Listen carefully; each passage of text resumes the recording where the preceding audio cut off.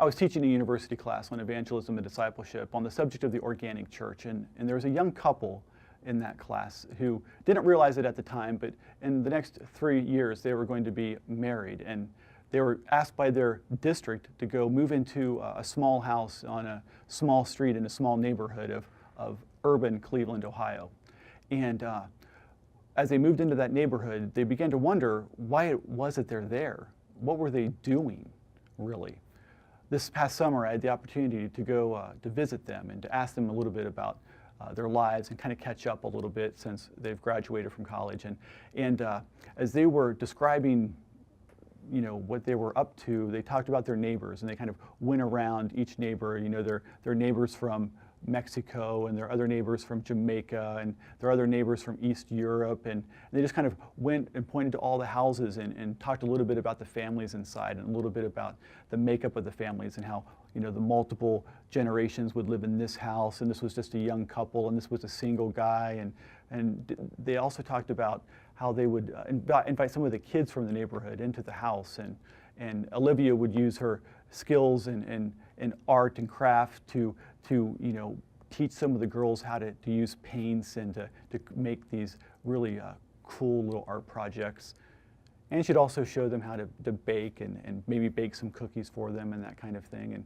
And so they would just come over all the time and just want to be with Olivia. One of the girls said that, you know, no one else in her house is really nice to her, and there she can at least have someone smile at her and sit down and spend time with her.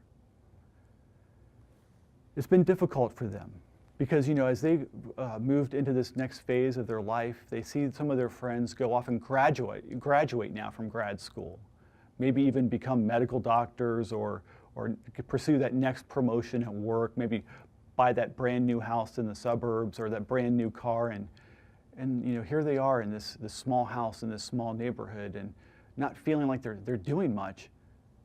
And I remember when they said that, I was like, Bennett, Olivia, what you're doing is exactly what God needs in this place. You are literally Christ's presence here among these people. Who else can do this but you? And He has called you and prepared you just for this. We don't feel like we're using the things we learned in class yet. And I go, you're doing exactly what we've talked about. And you are the hope, not only for your generation, you're the hope for this neighborhood.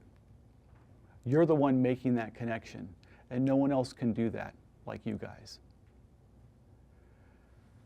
And so who knows what the future holds for Bennett and Olivia. He comes from the Green Mountains of West Virginia, and she comes from a small farm community in Northwest Ohio. But they find themselves in this urban neighborhood of Cleveland, very diverse, very much unlike what they grew up around. Taking what little preparation I could have given them in college and some of their other professors, and they're multiplying those 2 fishes and 5 loaves into a feast